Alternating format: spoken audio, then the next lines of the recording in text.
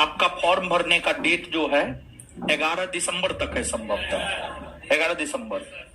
Form और भरे आप लोग? नहीं भरे हैं तो जल्दी अब भर दीजिए। अब तो लास्ट टाइम आने वाला है, हमको लगता है अब लास्ट टाइम आने वाला है। लास्ट में साइट थोड़ा स्लो भी काम करता है, तो अभी तक अगर फॉर्म नहीं भरे हैं फॉर्म भर दीजिए। और फॉर्म भरने में एकदम सतर्कता बरतिए। फॉर्म में कोई भी गलती नहीं होना चाहिए। यह बात हम क्यों बोल रहे हैं? यह बात हम इसलिए बोल रहे हैं, पटना हाईकोर्ट का एक जजमेंट है। कोई बच्चा फॉर्म भरने में गलती कर दिया था। फॉर्म भरने में अब एग्जैक्ट ध्यान में नहीं है कि उसने गलती क्या किया। फॉर्म भरने में गलती कर दिया और फिर हुआ क्या, वो परीक्षा दिया, परीक्षा में पास भी किया, उसका मेरिट भी बना, लेकिन डॉक्यूमेंट वेरिफिकेशन में उसको छांट दिया गया। तो फिर वो बच्चा पटना हाईकोर्ट में केस किया।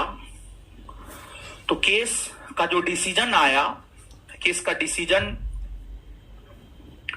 उस लड़का के पक्ष में नहीं आया, बल्कि पटना हाईकोर्ट ने अपने डिसीजन में यह कहा कि जो बच्चा, जो छात्र फॉर्म तक सही से नहीं भर सकता है, उससे हम कैसे यह उम्मीद कर सकते हैं कि उसे जो काम दिया जाएगा वह अपने काम का निर्वहन सही से करेगा। पटना हाईकोर्ट का ये टिप्पणी है, पटना हाईकोर्ट का ये जजमेंट है। मतलब पटना हाईकोर्ट यह कहते हुए उसके उम्मीदवारी को खत्म कर दिया कि आप जब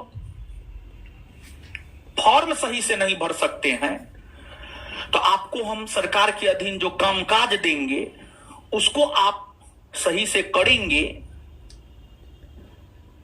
ये कोई जरूरी नहीं है, इसलिए हम आपकी उम्मीदवारी को रद्द करते हैं।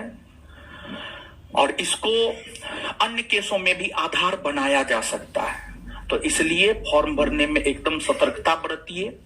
अच्छे साइबर कैफे वालों से मिलकर फॉर्म फिलअप कीजिए। किसी से भी फॉर्म फिलअप अपना मत करवा लीजिए। सबसे पहले स्वयं समझिए। थोड़ा टाइम लगेगा, 1-2 दिन टाइम जाएगा ये सब करने में, लेकिन फॉर्म जो है सही से भरना है। ठीक है। अब पढ़ाते हैं और जो है आपको क्लास अब कंटिन्यू होगा। और बिहार एसएससी का हमेशा इतिहास रहा, बिहार एसएससी का इतिहास बहुत बुरा है। और बोर्ड की तुलना में केंद्रीय चयन पार्षद बोर्ड, केंद्रीय अवर निरीक्षक बोर्ड, बिहार एसएससी बोर्ड, सब बोर्ड की तुलना में बिहार एसएससी बोर्ड का जो रेपुटेशन रहा है ना, बहुत गड़बड़ रहा है। इसका परीक्षा कभी भी समय पे नहीं हुआ है, कभी नहीं। आप इतिहास पलट करके देख लीजिए, कभी नहीं हुआ है। और जहां तक बिहार एसएससी के परीक्षा का सवाल है, तो हमको नहीं लगता है लोकसभा चुनाव से पहले होने वाला है। हमको नहीं लगता है।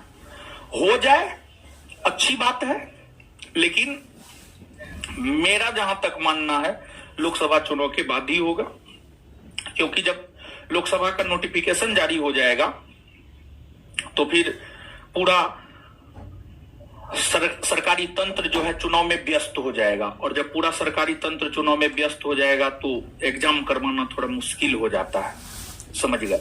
अब देखिए कब होता है कब नहीं होता है। फिर परीक्षा जब भी हो उससे मतलब नहीं है।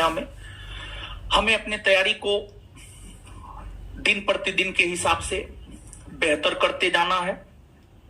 और बार बार हम बोल रहे हैं, आप अभी से रिवीजन करते जाएं। कुछ चीज अपने दिलो दिमाग में बैठाइए। आप देखिए, कुछ डिसीजन लेना पड़ेगा अभी से आपको, समझ गए। क्योंकि बिहार दरोगा बैच के विषय में आप पता कीजिएगा, 4 बैच है टोटल। 3 बैच का सिलेबस लगभग खत्म हो चुका है। सिलेबस खत्म हो चुका है। अब उन लोगों को रिवीजन करवाएंगे। हो सकता है रिवीजन में नाइट क्लास लगवाए, समझ गए। तो रिवीजन करवाएंगे, अब उन लोगों को सब चीज पढ़ा दिए, याद करवाएंगे। क्लास में तो ऐसे हम याद करवा ही देते हैं, फिर भी एक बार रिवीजन करवाएंगे। ठीक है, जो करवाएंगे वो करवाएंगे। लेकिन उस बैच के विद्यार्थी के आधार पर कुछ बात हम आपको बताना चाहते हैं। कुछ डिसीजन अभी ले लीजिए। अभी आप शैशव अवस्था में है, बाल्यावस्था में है, अभी आपका बचपना है। बचपना है मतलब बैच के संदर्भ में हम बोल रहे हैं, बैच के संदर्भ में बोल रहे हैं। आप बच्चा थोड़े हैं महाराज, आप बच्चा न है, बैच के संदर्भ में बोल रहे हैं, बैच के संदर्भ में। देखिए, बच्चा तब तक बच्चा रहता है जब तक उसमें सोचने की क्षमता नहीं होती है। और आजकल के बच्चा में सोचने की क्षमता हमको लगता है छठा सातवां क्लास के बाद अच्छे से आ जाता है, तरीके से आ जाता है सोचने की क्षमता। ये बात हम क्यों बोल रहे हैं? जैसे हम लोग का जो जनरेशन था उसमें हमको लगता है सोचने की क्षमता 8-9 के बाद आता था, जैसा कि हमको लग रहा है। हो सकता है हम गलत हो। तो हमारे आसपास में एक लड़का रहता है, 5 या 6 में पढ़ता है। वो सब समझता है कि लव किसको कहते हैं, प्यार किसको कहते हैं। और वो सब जो है स्कूल में लड़की से लव उब करने लगा है, समझ गए। तो इसलिए बोल रहे हैं कि 5वां 6ठा क्लास से अब आज के बच्चा को जो है सोचने का क्षमता हो जाता है, समझ गए। तो ठीक है, तो अभी जो है आप बाल्यावस्था में है, अभी आपको डिसीजन लेना है। क्या डिसीजन लेना है? कुछ डिसीजन सख्ती से लेना है। देखिए, हम तीनों दरोगा बैच में बोले हैं, 2 नाव की सवारी कभी भी आपको सफलता के मुकाम तक नहीं पहुंचा सकता है। तो ये बात हम आपको भी बोलना चाहते हैं। एक डिसीजन लीजिए, डिसीजन ये लीजिए कि आपको बिहार एसएससी करना है या नहीं करना है। दूसरा डिसीजन ये लीजिए कि आपको हमसे पढ़ना है या किसी और से पढ़ना है या सेल्फ स्टडी करना है। ये बाद में पछतावा नहीं रह जाए कि फल्ला जगह पढ़ते तो हो जाता, अगर सेल्फ स्टडी करते तो हो जाता। ये नहीं होना चाहिए। परीक्षा का जब डेट आ जाएगा तो ये चीज आपके दिलो दिमाग में नहीं होनी चाहिए। इस बात को लेकर आपको डिसीजन लेना है। देखिए, टीचर का कर्तव्य होता है, क्या पता है? टीचर का कर्तव्य होता है आपका सही मार्गदर्शन करना, जो कि हम लोग करते हैं। बाद बाकी लोग क्या करते हैं हमको उससे कोई मतलब नहीं है, लेकिन हम लोग आपका सही मार्गदर्शन करते हैं।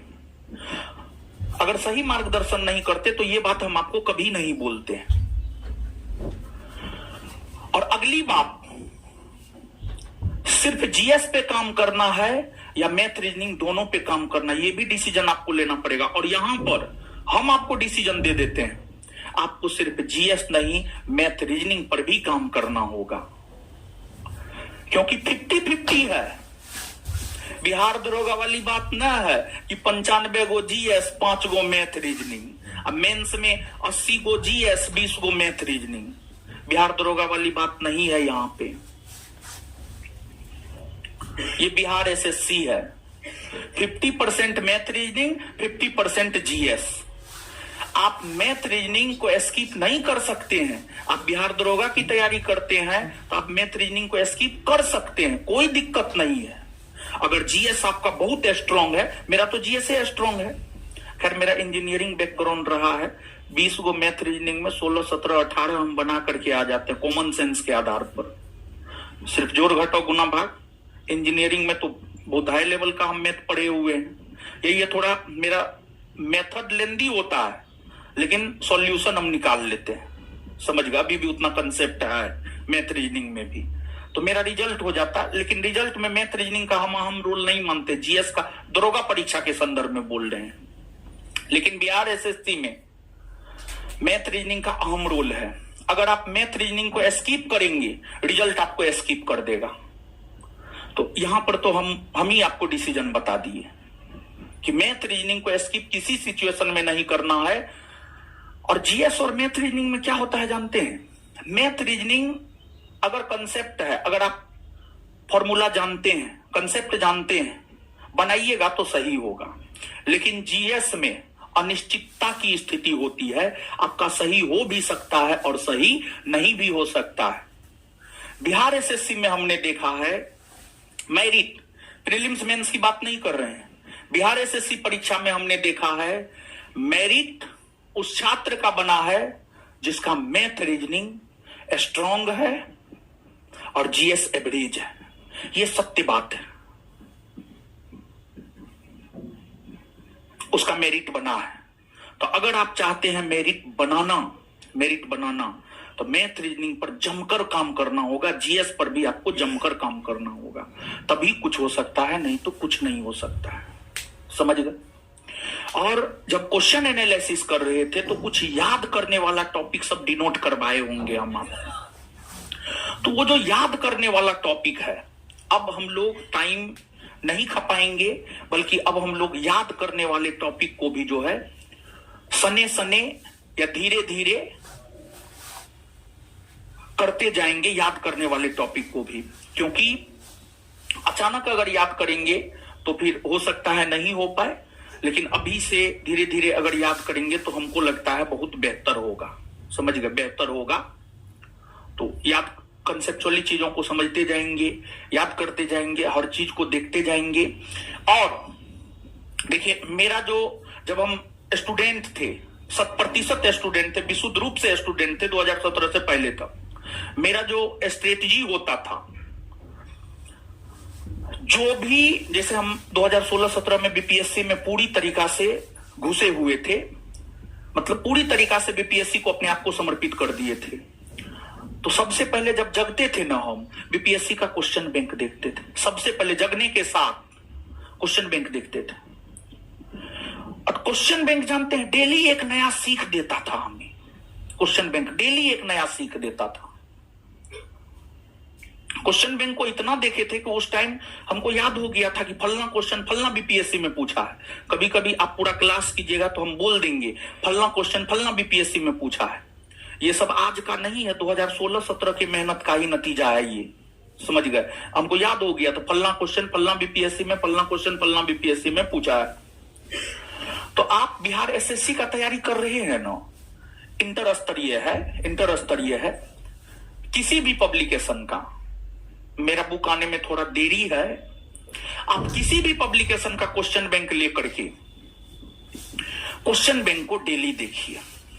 वो चीज डेली आपको कुछ ना कुछ देगा। देखिए, जैसे नया नया प्यार होता है, डेली बात करना एकदम जरूरी है। अगर नया प्यार में डेली बात नहीं कीजिएगा तो खाना आपका नहीं पचेगा, आपको अच्छा नहीं लगेगा। वैसे ही अगर आप बिहार एसएससी में सिलेक्ट होना चाहते हैं तो डेली बिहार एसएससी का क्वेश्चन बैंक आप देखिए। हम अपना अनुभव ये साझा कर रहे हैं। बहुत कुछ देता है जी, क्वेश्चन बैंक बहुत कुछ सिखाता है। हम पागल हैं कि हम हर बैच में सबसे पहले बोलते हैं क्वेश्चन बैंक कीजिए, क्वेश्चन बैंक कीजिए, और विद्यार्थी पागल होकर के क्वेश्चन बैंक करता है। कुछ ना कुछ रीजन है, तब ना हम क्वेश्चन बैंक करवाते हैं जी। तो क्वेश्चन बैंक बहुत जरूरी है, और सबसे ज्यादा जरूरी क्वेश्चन बैंक ही है। क्वेश्चन बैंक पे जिस रोज पकड़ आ गया ना, उस रोज बहुत ज्यादा आपको मेहनत करने का जरूरत नहीं होगा। आपके दिमाग में नाचते रहेगा कौन टॉपिक करना है, कौन टॉपिक नहीं करना है। जब दिमाग में ये बात आ गया कौन टॉपिक करना है, कौन टॉपिक नहीं करना है, तो आप आराम से कर सकते हैं, कोई दिक्कत नहीं, आप सब चीज कर सकते हैं। समझ गए? तो इसलिए क्वेश्चन बैंक डेली देखिए, ये सब मेरा सलाह है।